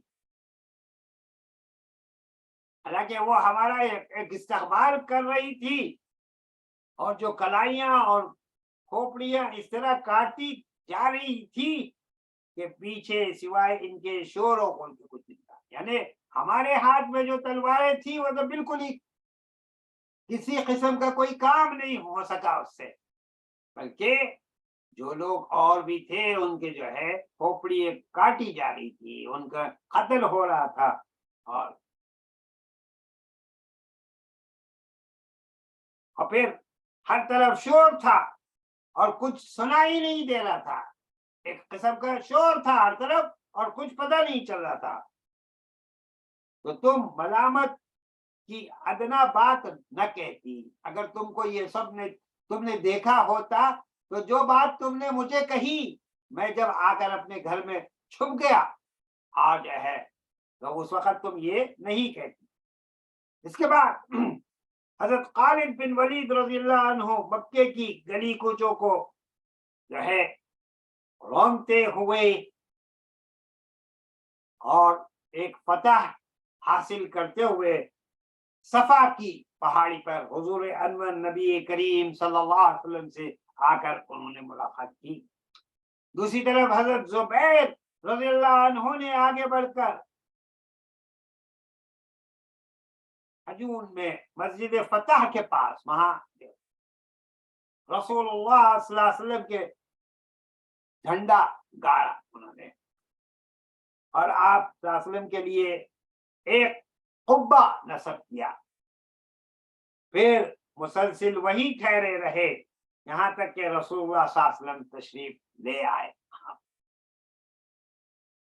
مسجد حرام میں حضور انور نبی کریم صلی اللہ علیہ وسلم کے داخلہ، آپ صلی اللہ علیہ وسلم کی آمد، اور آپ کے بعد آپ صلی اللہ علیہ وسلم کس طریقے سے مسجد حرام میں کعبۃ اللہ شریف میں آپ کیسے داخل ہوئے اور بتوں کے تعلق سے کیا معاملہ ہوا۔ تو اس کے بعد حضور انور نبی کریم صلی اللہ علیہ وسلم اٹھے اور آگے پیچھے اور ہر طرف آپ نے دیکھا، اور وہاں پر آپ نے دیکھا کہ سارے کے سارے انصار اور مہاجرین صحابہ کرام رضوان اللہ تعالی علیہم اجمعین کا ایک کثیر مجمع آپ کے ساتھ مسجد حرام کے اندر وہ جو ہے اندر ساتھ آیا۔ آگے بڑھ کر حجر اسود کو آپ نے چوما اور اس کے بعد بیت اللہ کا طواف کیا۔ اس وقت آپ کے ہاتھ میں ایک کمان تھی اور بیت اللہ کے گرد اور اس کے چھت پر 360 بت تھے۔ آپ اسی کمان سے ان بتوں کو جو ہے وہ گراتے چلے جاتے تھے اور کہتے جاتے تھے، جو آیت قرآنی میں نے آج آپ کے سامنے تلاوت کی تھی سورہ بنی اسرائیل کی، جس میں اللہ تعالیٰ نے یہ حضور انور نبی کریم صلی اللہ علیہ وسلم کو جو دعا بھی سکھائی، اور آپ صلی اللہ علیہ وسلم نے یہ جو دعا بھی مانگی، اور اس میں آپ نے اس میں اللہ کے حضور سچائی کے ہر وقت قائم رہنے اور اس کے آگے بڑھنے کے تعلق سے اور پھیلنے کے تعلق سے جو دعا مانگی تھی کہ بسم اللہ الرحمن الرحیم وقل رب ادخلنی مدخل صدق واخرجنی مخرج صدق واجعل لي من لدنك سلطانا نصيرا، کہ اللہ تعالیٰ مجھے داخل کرے وہ سچائی کے ساتھ، یہ سچائی یہ ہے کہ اللہ وحدہ لا شریک ہے، اور آقا نامدار حضور صلی اللہ علیہ وسلم اور اللہ کے آخری رسول خاتم النبیین امام الانبیاء سید الانبیاء رہبر ساری انسانیت، ساری دنیا کی انسانیت کے آپ ہیں۔ تو آپ نے وہی، اور پھر اس کے بعد آپ نے یہ آیات پڑھی وَقُلْ جَاءَ الْحَقُّ وَزَهَقَ الْبَاطِلُ إِنَّ الْبَاطِلَ كَانَ زَهُوقًا، جو ہے حق آ گیا اور باطل جو ہے وہ ختم ہو گیا۔ اللہ تعالیٰ نے حق کی جیت ہو گئی اور اللہ تعالیٰ نے وہ جیت عطا فرمائی۔ آپ صلی اللہ علیہ وسلم جو ہے وہ تمام بتوں کو آپ نے پھر گرا دیا، اور وہ ایک کے بعد ایک آپ کے ہاتھ میں جو کمان تھی اس سے گرتے چلے گئے۔ پھر آپ صلی اللہ علیہ وسلم نے طواف اپنی اونٹنی پر بیٹھ کر فرمایا تھا، اور حالت احرام میں نہ ہونے کی وجہ سے صرف طواف ہی کیا، کیونکہ آپ احرام میں ہوں گے تو پھر طواف کے بعد آپ سعی کریں گے۔ اسی وجہ سے جو حضرات عمرے کے لیے جاتے ہیں تو ہم ان کو یہی کہتے ہیں کہ اگر آپ کے لیے مشکل ہو پھر جا کے آپ کا احرام کا باندھنا، پھر آنا مسجد عائشہ سے نماز نفل نماز کے پڑھ کے دعا کر کے پھر آنا، تو پھر آپ یہ کر سکتے ہیں۔ تو چاہیں تو جب آپ نے عمرہ مکمل کر لیا تو اوپر کی منزل پہ آپ اپنے جتنے بار بھی چاہیں طواف کر سکتے ہیں، اور پھر اگر ظاہر ہے آپ جو وہاں پر ہیں تو آپ صحیح بھی کر لیجیے گا، مگر یہ ہے کہ آپ طواف کر سکتے ہیں تو اس میں آپ کے لیے اور اجر و ثواب بھی ہے۔ مگر اللہ کے نبی صلی اللہ علیہ وسلم نے جو ہے یہاں پر یہ آپ نے صرف طواف فرمایا، اور اس کے بعد اس پر اکتفا کیا۔ تکمیل طواف کے بعد حضرت عثمان بن طلحہ کو بلا کر ان سے کعبے کی کنجی لی عثمان بن طلحہ رضی اللہ تعالیٰ عنہ جو تھے کعبۃ اللہ شریف کے متولی تھے، اور آج بھی انہی کی فیملی میں، انہی کے گھر میں یہ سلسلہ چل رہا الحمدللہ۔ اور پھر آپ کے حکم سے خانہ کعبہ کھولا گیا، اندر داخل ہوئے تو تصویریں نظر آئیں جن میں حضرت ابراہیم علیہ السلام اور حضرت اسماعیل علیہ السلام کی تصویریں تھی، جس پہ انہوں نے یہ لگایا ہوا تھا کہ ان کے ہاتھ میں ایک لکڑی ہے، اور اس میں وہ یہ کر رہے ہیں کہ جیسے کوئی کاغذات ہو یا کچھ ہو، تو وہ تصویر میں ایسے بنایا تھا کہ یہ فال دیکھ کر کچھ بتا رہے ہوں یا فال کے تعلق سے۔ تو آپ نے جو ہے آقا نامدار حضور انور نبی کریم صلی اللہ علیہ وسلم نے یہ منظر دیکھ کر فرمایا کہ اللہ ان مشرکین کو ہلاک کرے جنہوں نے یہ تصویر بنائی ہے، کیونکہ حضرت ابراہیم علیہ السلام نے نہ کبھی فال کے تعلق سے کوئی کسی بھی قسم کے کوئی جو ہے بات کی، نہ پرچار کیا، نہ کسی کو اس کی طرف بتایا، اور نہ ہی حضرت اسماعیل علیہ السلام نے ایسا کوئی کام کیا۔ تو آپ نے کہا کہ اللہ تعالیٰ ان مشرکین کو ہلاک کرے، اور اسی وجہ سے دیکھیے، مگر افسوس کی بات یہ ہے کہ ہمارے پاس کتنے ایسے لوگ ہیں جو ان تمام چیزوں میں ملوث ہیں، اور جو ہے نہ صرف یہ بلکہ ان ممالک میں جو ہم دیکھتے ہیں کہ بہت سے لوگ اخبارات جو خریدتے ہیں تو وہ اپنے آپ کو کہتے ہیں کہ میں یہ اسٹار ہے میرا، وہ اسٹار ہے، یہ ستارہ ہے، وہ ستارہ ہے، اور ان تمام چیزوں میں جو ہے ان کے جو ہے بلیو ہے، یقین ہے، تو یہ اسلامی طریقے زندگی سے ان کی نمازیں بھی ضائع ہو جاتی۔ حضور انور نبی کریم صلی اللہ علیہ وسلم نے فرمایا جس نے کسی نجومی کے باتوں پر بلیو کیا تو اس کی تو ویسے ہی 40 نمازیں تو چلی گئی، ختم ہو گئی، ضائع ہو گئی۔ تو کیونکہ اس کا ایمان جو ہے ایمان باللہ، ایمان بالرسول، ایمان بالآخرہ، توکل علی اللہ ہونا چاہیے۔ تو یہاں پر بھی آپ دیکھیے کہ اس واقعے کے ذریعے سے اس بات کو بتایا جا رہا ہے کہ یہ جو آپ جو ہے فال کا معاملہ ہے، خاص کر وہ جو ہوتے ہیں بیٹھے ہوئے، خاص کر میرے خیال میں ہمارے ایشیائی ممالک میں تو بہت سے لوگوں نے اس کا بزنس بھی بنایا ہوا ہے کہ ان کے پاس ایک چھوٹا سا پنجرا ہوتا ہے، اس میں کوئی طوطا ہوتا ہے یا کوئی پرندہ ہوتا ہے، وہ کھولتے ہیں، وہ باہر آ کے وہ کوئی نہ کوئی جو ہے ان کے جو کارڈز ہوتے ہیں، پیپر جو ہے وہ اس کو اپنے چونچ سے پکڑتا ہے، پھر وہ پڑھ کے بتاتے ہیں کہ تمہاری قسمت کا حال یہ ہے۔ تو یہ تمام کے تمام دیکھ لیجیے، ایسے ہی ہر جگہ ہے، مغربی ممالک میں ہے، آج بھی آپ دیکھ لیجیے کہ کچھ عرصہ پہلے جو امریکہ میں ایک آدمی تھا جو ہے ایسٹرولوجسٹ، تو اس نے کہا تھا کہ چند سالوں کے بعد یہ پوری دنیا ختم ہو جائے گی، تو ابھی بھی لوگ اس سے پوچھتے ہیں کہ تم نے یہ کہا تھا، یہ کہاں سے لایا تھا؟ تو یاد رکھیے کہ اسلامی طریقۂ زندگی میں ایمان اور یقین جو ہمارا ہوگا مکمل طور پر توکل علی اللہ ہوگا، اللہ پر مکمل توکل ہوگا کہ ہر اچھائی کا، برائی کا، والقدر خیرہ وشرہ من اللہ تعالی والبعث بعد الموت۔ ایمان مفصل اور ایمان مجمل جو آپ پڑھتے ہیں، جو آرٹیکلس آف فیتھ ہے، ایمان کی شرائط ایمان، اور پھر آپ اس میں اقرار بھی کرتے ہیں ایمان مجمل میں کہ آمنت باللہ کما ہوا باسمائہ وصفاتہ وقبلت جمیع احکامہ اقرار باللسان وتصدیق بالقلب، کہ اللہ میں آپ کے تمام ناموں اور صفات پر پورا یقین رکھتا ہوں، اور اس بات کا اقرار اپنی زبان سے بھی کرتا ہوں اور اپنے دل سے بھی کرتا ہوں۔ وقبلت جمیع احکامہ، اور تمام کے تمام دینی احکامات کو جو ہے میں مانتا بھی ہوں، اپناتا بھی ہوں، اور اس کے جو ہے بھرپور عمل پیرا ہونے کے لیے کوشش میں لگا رہتا ہوں، اور اللہ سے یہی دعا مانگتا ہوں کہ اللہ تعالیٰ مجھے اس بات کی اس توفیق عطا فرمائے کہ کوئی بھی عمل مجھ سے ایسا نہ ہو جو اللہ کی نافرمانی کا ذریعہ بنے، یا حضور انور نبی کریم صلی اللہ علیہ وسلم کی جو ہے اتباع سے میں دور ہو جاؤں، بلکہ حضور صلی اللہ علیہ وسلم کو مکمل اتباع کرنے والا بن جاؤں۔ تو یہاں حضرت ابراہیم علیہ السلام کے تعلق سے جو تصویریں انہوں نے مشرکین نے لگائی ہوئی تھی، اور حضرت اسماعیل علیہ السلام کے تعلق سے، اور ان کے ذہن میں یہ تھا کہ یہ جو ہے فال گری جو ہوتی ہے فعلے بتاتے ہیں اور یہ کرتے ہیں، تو اس کا اسلام سے کوئی تعلق نہیں ہے۔ اور اللہ کے نبی صلی اللہ علیہ وسلم نے اس لیے کہا کہ اللہ ان مشرکین کو ہلاک کرے، رب کی قسم ان دونوں پیغمبروں نے کبھی بھی فال کے تیر کا استعمال نہیں کیا،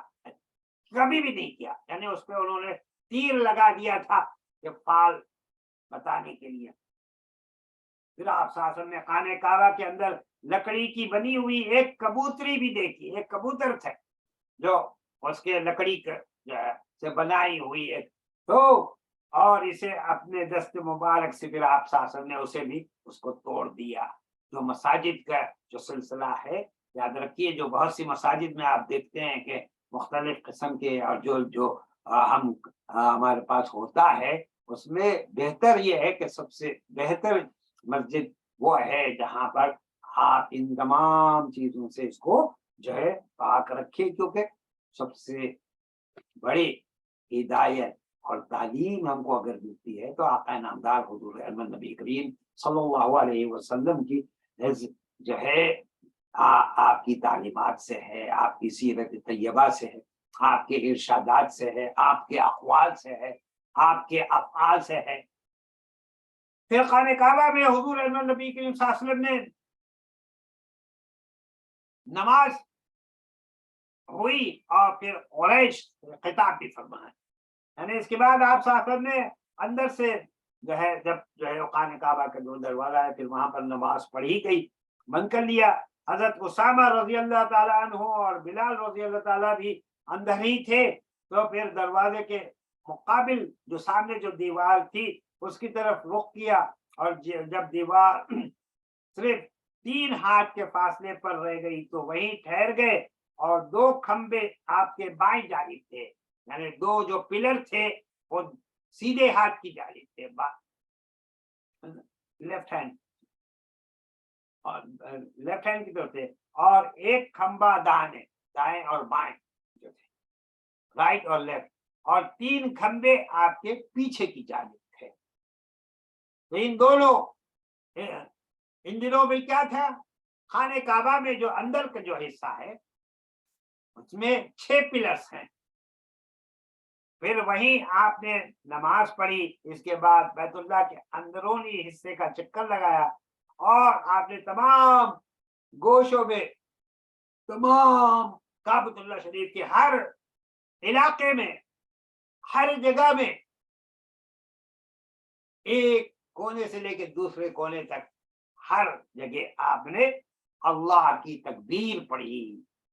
لبیک اللہم لبیک لبیک لا شریک لک لبیک ان الحمد والنعمت لک والملک لا شریک لک لا الہ الا اللہ وحدہ لا شریک لہ لہ الملک ولہ الحمد یحیی ویمیت بیدہ الخیر وهو علی کل شیء قدیر اشہد ان لا الہ الا اللہ وحدہ لا شریک لہ واشہد ان محمدا عبدہ ورسولہ۔ تو اللہ کی تکبیر اور توحید کے کلمات کہے،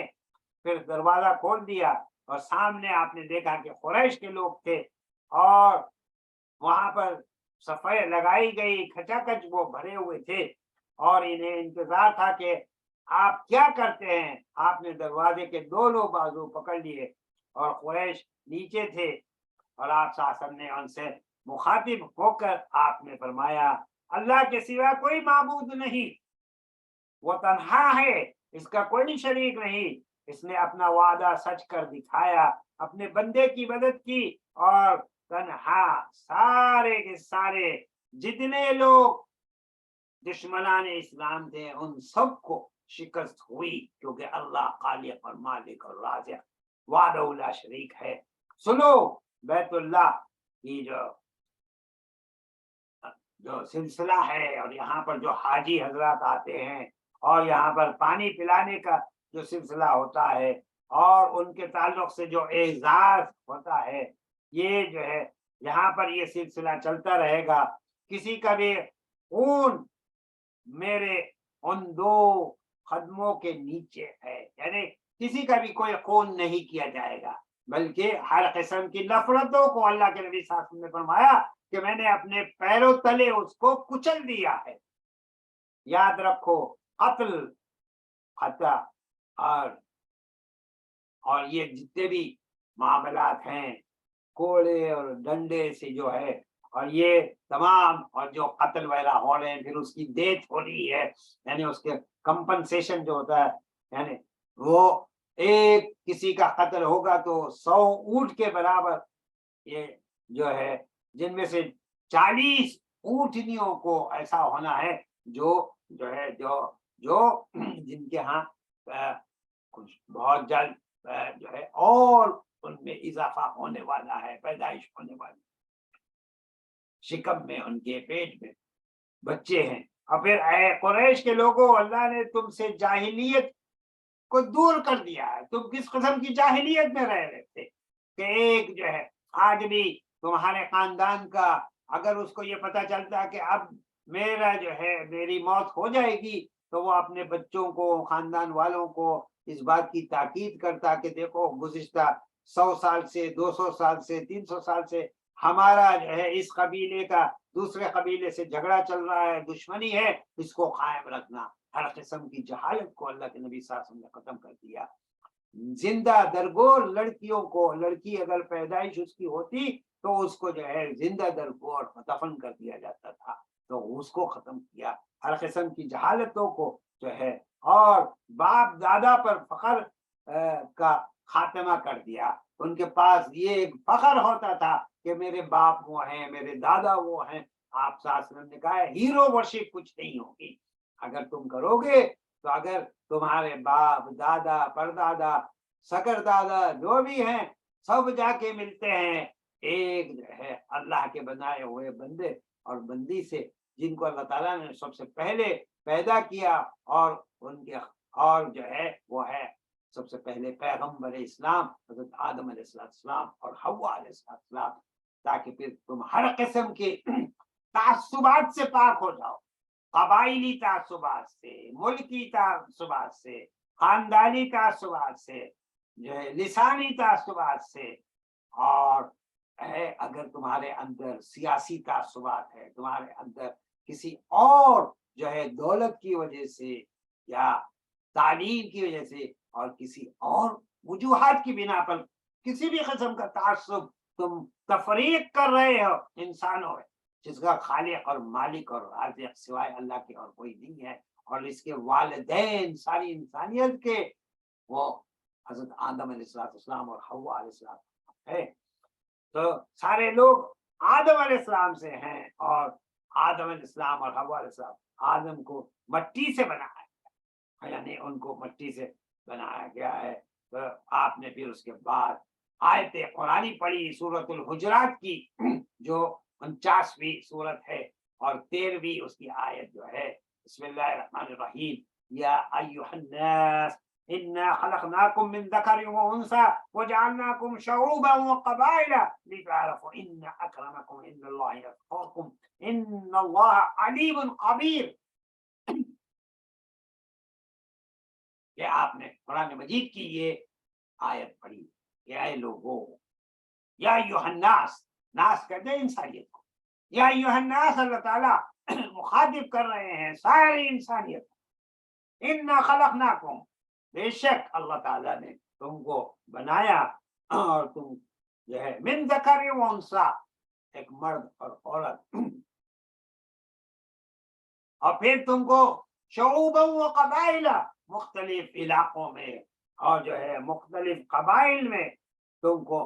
تمہاری پیدائش ہوئی، مختلف خاندانوں میں، لتعارفوا، تاکہ تم اللہ کو پہچان سکو، اللہ کی قدرت کاملہ کو پہچان سکو، ان اکرمکم عند اللہ اتقاکم، اور تم میں سب سے اچھا متقی پرہیزگار اللہ کی نظروں میں وہ ہے جو تقوی والی زندگی کو اپنی زندگی میں جو ہے رائج کرے، 24 گھنٹے کی اس کی جو زندگی ہے، اٹھنا بیٹھنا سونا جاگنا کھانا پینا، دنیاوی جتنے بھی معاملات ہیں، جتنے بھی کام ہیں، تعلیم ہو یا نوکری ہو یا تجارت ہو یا زراعت ہو یا کسی بھی قسم کا یا سیاست بھی ہو، معاشرتی نظام ہو، ہر شعبہ زندگی میں مکمل طور پر اپنا نامدار حضور صلی اللہ علیہ وسلم کی اتباع کرنے والا اور اللہ کی یعنی حب اللہ، اللہ کی شدید ترین محبت اور اللہ کے نبی صلی اللہ علیہ وسلم کی شدید ترین محبت کے ساتھ زندگی گزارنے والا وہ متقی ہے، بے شک اللہ جاننے والا اور خبر رکھنے والا۔ یعنی ہمارے جو سی سی ٹی وی سسٹم آپ ساری دنیا میں ہر جگہ دیکھتے ہیں اور کیا ہو رہا ہے، اور ابھی آپ کو جتنے معاملات پتہ کر رہے ہیں، تو ہمارے ساتھ ہر ایک کے ساتھ اللہ تعالیٰ کی سول سروس جو ہے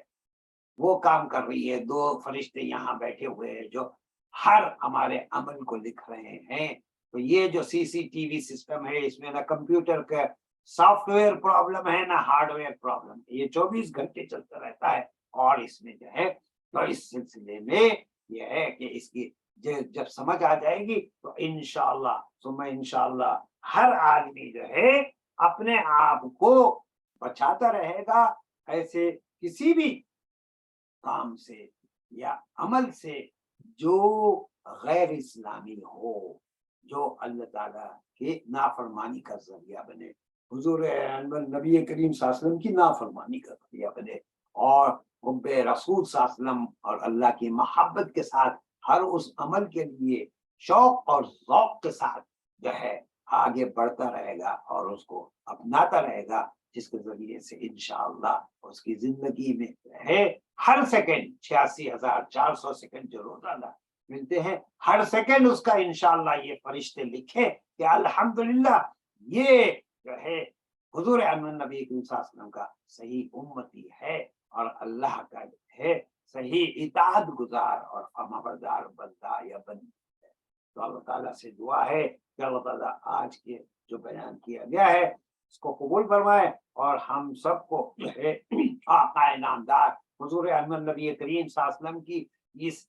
جو ہے سیرت طیبہ کے ذریعے سے اور بھی زیادہ ہم کو قربت عطا فرمائے اور حب رسول عطا فرمائے کہ جس کے ذریعے سے انشاءاللہ وہ حب رسول ہو کہ جو بیریئر ہو جائے، ایک طریقے کی جو ہے دیوار بن جائے ہم کو ہر برائی سے روکنے کے لیے انشاءاللہ، اور اللہ کی وہ محبت ہو جائے کہ اللہ کی ساری عبادات 24 گھنٹے کی ہماری جو زندگی ہے صحیح معنوں میں ہم اللہ تعالیٰ کے جو ہے فرما بردار اور اطاعت گزار بندے یا بندی بن کر اپنی زندگی گزارنے والے بن جائے انشاءاللہ۔ وآخر دعوانا ان الحمدللہ رب العالمین۔ انشاءاللہ آئندہ جو بیان ہوگا تو وہ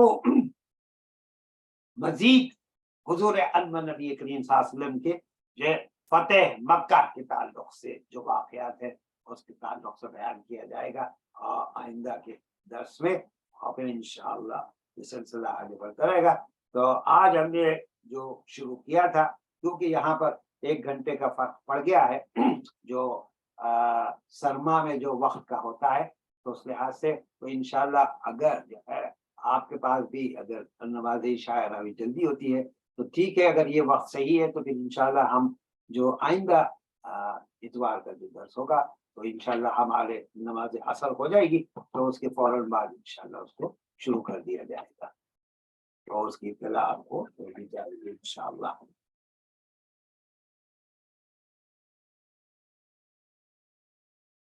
اس سلسلے میں اگر کوئی سوالات ہو آپ حضرات کر سکتے ہیں، ورنہ انشاءاللہ ہمارے ہاں اب 4:45 پہ آج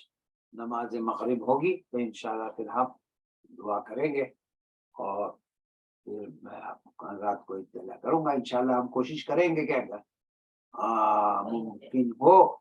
تو ہمارے تفسیر القرآن کے جو ہر مہینہ جو درس ہوتے تھے اس کو بھی پھر دوبارہ شروع کیا جائے تاکہ سورہ سبا کا انشاءاللہ دوسرا رکوع اس سے پھر ہمارا سلسلہ آگے بڑھے گا، کیونکہ گزشتہ جو تفسیر کا درس ہوا تھا وہ سورہ سبا کا پہلا رکوع ہو چکا تھا، تو انشاءاللہ دوسرے رکوع سے اس کی بھی اطلاع کریں گے، تو میں پھر اس کے سلسلے میں اطلاع کروں گا انشاءاللہ۔ اگر کوئی سوالات نہیں ہے تو پھر انشاءاللہ ہم دعا کرتے ہیں۔ الحمدللہ رب العالمین والصلاة والسلام علی سید المرسلین۔ اللهم ربنا آتنا في الدنيا حسنة وفي الآخرة قنا عذاب المرض قنا عذاب القرض قنا عذاب السكرات قنا عذاب النار۔ اللهم ربنا ظلمنا أنفسنا وإن لم تغفر لنا وترحمنا لنكونن من الخاسرين۔ اللهم انك عفو كريم رحيم تحب العفو فاعف عنا يا كريم، فاعف عنا يا كريم، فاعف عنا يا كريم. اللهم ربنا لا تؤاخذنا إن نسينا أو أخطأنا، ربنا ولا تحمل علينا إصرا كما حملت على الذين من قبلنا، ربنا ولا تحملنا ما لا طاقة لنا به، واعف عنا واغفر لنا وارحمنا، أنت مولانا فانصرنا على القوم الكافرين، أنت مولانا فانصرنا على القوم الحاسدين، أنت مولانا فانصرنا على القوم الظالمين، أنت مولانا فانصرنا على القوم المنافقين، أنت مولانا فانصرنا على القوم الكافرين. اللهم ارحمنا وارحمهم أمة محمد صلى الله عليه وسلم. اللهم انصرنا من نصر دين محمد صلى الله عليه وسلم. اللهم اعزنا واعز الاسلام والمسلمين. اے العالمین ساری دنیا میں رہنے بسنے والے تمام مسلمانوں کو نیک اور ایک فرما اے رب العالمین. جو مشکلات اور جو مظالم اور جو واردات اور جو قتل و غارت کے جو ہے فسادات ساری دنیا میں برپا ہیں، اور خاص کر فلسطین میں مسلمانوں کے پر جو مظالم ڈھائے جا رہے ہیں، رب العالمین وہاں کے تمام مسلمانوں کی حفاظت فرما، اور ان کے جان مال ایمان باللہ ایمان برسول ایمان بالآخرہ کی حفاظت فرما اے رب العالمین. اگر یہ کسی قسم کی مسلمانوں کی آزمائش ہے تو اے رب العالمین ہم اس قابل نہیں ہیں کہ ہم کسی بھی آزمائش کو اٹھا سکے اور جا سکے، اس کے لیے تیار ہو سکے. رب العالمین اپنے رحم سے، اپنے کرم سے، اپنے فضل سے تمام دنیا کے مسلمانوں پر اپنا رحم و کرم کی بارش فرما. ہم رب العالمین سیاہ کار ہے، خطا کار ہے، گناہ گار ہے رب العالمین، لیکن تیرے حبیب پاک صلی اللہ علیہ وآلہ وسلم کے امتی ہے رب العالمین. اپنی رحمتوں کی بارش فرما. خاص کر اس وقت جو حالات ہو رہے ہیں اور جس طریقے سے پانی بھی بند کر دیا گیا ہے، ہر قسم کی جو ہے دوسرے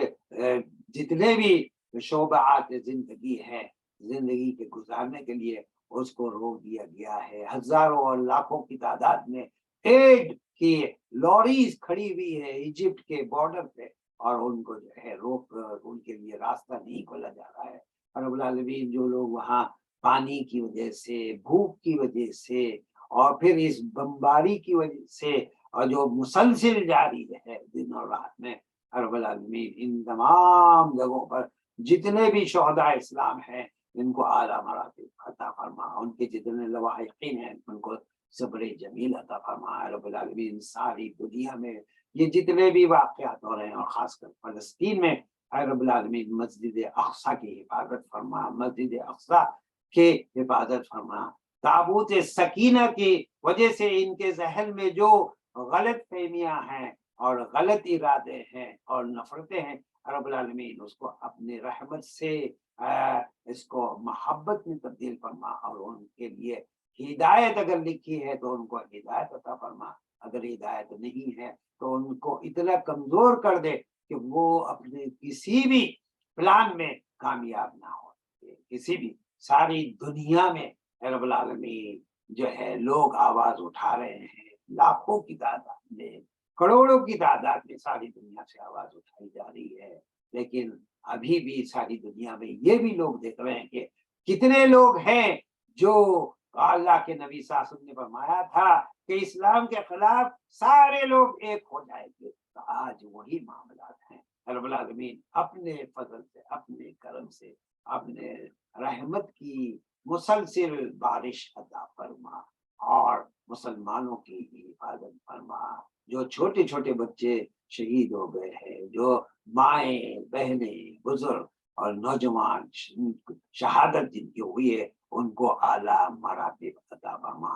رب العالمین حضور انمن نبی کریم صلی اللہ علیہ وسلم نے ہم کو اس تمام واقعات کی اطلاع دی بھی ہے کتاب الفطر میں، احادیث کی کتاب میں. لیکن اس کا مقصد یہ ہے کہ مسلمان صحیح معنوں میں اپنی زندگی گزارنے والے بن جائے. لیکن آج بھی مسلمانوں کی زندگیوں سے عیاشی اور غیر اسلامی طریقے زندگی، اور الحمدللہ ایک بڑی کثیر تعداد میں لوگ تو آ رہے ہیں، لیکن پھر بھی وہ لوگ جو ہے اس سے دور نہیں ہو رہے کہ یہ جو دشمنان اسلام ہے انہی کو اپنا پیسہ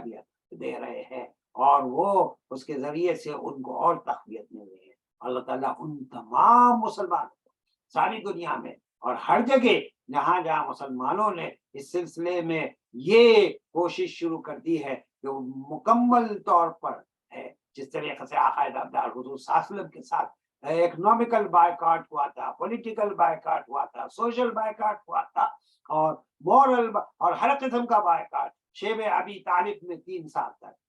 اس وقت مسلمانوں کو ساری دنیا کے اور جو ہے جلسے اور جلوس سے زیادہ سب سے زیادہ اہم بات یہ ہے کہ وہ اپنے جو ہے اپنے اس بات کی طرف نظر ڈالے کہ کیا وہ ایسی کوئی اشیاء خرید رہے ہیں جو ان تمام جو ہے دشمنان اسلام کی بنائی ہوئی ہے، ایسی ہوٹلوں میں جا رہے ہیں جو انہی کی ہے جس کے ذریعے سے ان کو جو ہے پیسہ مل رہا ہے. ایسے جو ہے تمام چیزوں سے اپنے آپ کو دور کرے اور صرف اللہ کے لیے کرے. انشاءاللہ اللہ تعالیٰ اس کے ذریعے سے سارے مسلمانوں میں وہ طاقت عطا فرمائے کہ جس کے ذریعے سے اکنامیکل اسٹرینتھ انشاءاللہ ساری دنیا میں مسلمانوں کے آپس میں آ جائے اور ہر قسم کی نفرتیں دور ہو جائے، ہر قسم کے جو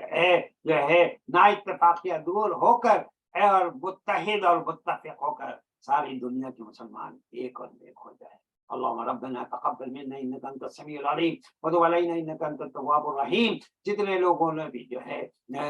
جتنے مرحومین ہیں اللہ رب العزت ان کے بھی آخرت کی زندگی کو ان کے لیے اس کے آخرت کے سفر کو آسان فرمائے. جتنے بیمار ہیں ان کو شفا کاملہ و عاجلہ و مستمرہ عطا فرمائے. اللهم اشفنا واشف مرضانا يا شافي الامراض. اللهم انا نعوذ بك من البرص والجنون والجذام ومن سيء الاسقام. بسم الله الذي لا يضر مع اسمه شيء في الارض ولا في السماء وهو السميع العليم. اے رب العالمین جلد سے جلد فلسطین میں بھی سارے ہسپتال کے کھلنے اور وہاں پر تمام سہولتوں کے واپس ہونے اور پھر وہاں پر رہنے والے لوگوں کی جو ہے سب کی حفاظت فرما رب العالمین. اور ساری دنیا میں جہاں جہاں پر یہ مشکلات کا سامنا ہے ان کی حفاظت فرما. اور جتنے بھی جہاں پر جن لوگوں نے دعاؤں کے لیے کہا ہے ان کے تمام جائز مرادوں کو قبول فرما. جو لڑکے اور لڑکیوں کی شادیاں نہیں ہوئے ہیں رب العالمین ان کے لیے جو جوڑا لکھا ہے اس کے منظر عام پر آ کر جلد ان کی ازدواجی زندگی کے نکاح والی زندگی کے شروع ہونے کی توفیق عطا فرما. جن کا نکاح ہو گیا ہے ان کو نیک و صالح اولاد کی نعمت سے مالا مال فرما. جن کو اولاد کی نعمت دی ہے رب العالمین ان کو اپنے والدین کا مطیع اور فرما بردار بنا. جو ایمان کی شرائط ایمان کا ایک حصہ ہے اللہ تعالیٰ نے آج جو آیات قرآنی میں نے پڑھی ہے بنی اسرائیل سے اسی میں اللہ تعالیٰ کا حکم ہے کہ اپنے والدین کو جو ہے اف تک نہ کہو اور بد تہذیبی سے اور بد اخلاقی سے ان کے ساتھ کبھی پیش نہیں آؤ بلکہ ان کا احترام اور ان کی عزت اور ان کی محبت اور ان کا خیال زندگی کے ہر لمحے میں رکھو اور اللہ تعالیٰ سے دعا کرتے رہو رب ارحمہما کما ربیانی صغیرا کہ اللہ تعالیٰ ان کے ساتھ ایسا رحم والا معاملہ فرما جیسا انہوں نے ہماری دنیا میں آمد سے پہلے سے اور آمد کے بعد سے ہر وقت اور ہر لمحہ ہمارا رکھا ہے. اللهم ربنا تقبل منا انك انت السميع العليم وتب علينا انك انت التواب الرحيم. ربنا هب لنا من ازواجنا وذرياتنا قرة اعين واجعلنا للمتقين اماما. رب اجعلني مقيم الصلاة ومن ذريتي ربنا وتقبل دعاء. ربنا اغفر لي ولوالدي وللمؤمنين يوم يقوم الحساب. لا اله الا انت سبحانك انا كنا من الظالمين. یا اللہ جس طریقے سے حضرت یونس علیہ السلام کو آپ نے جو ہے مچھلی کے جو ہے پیٹ سے نکالا تھا اور انہوں نے جو دعا مانگی تھی اس اندھیرے سے اسی طریقے سے اس وقت جو نفرتوں کا اندھیرا ہے اس سے ساری انسانیت کو باہر نکال دے اور اسلام کی روشنی میں لا دے اور ہر قسم کے ظلم سے زیادتی سے مسلمانوں کی حفاظت. اللهم ربنا وتقبل دعاء صلى الله تعالى عليه وآله وصحبه أجمعين برحمتك يا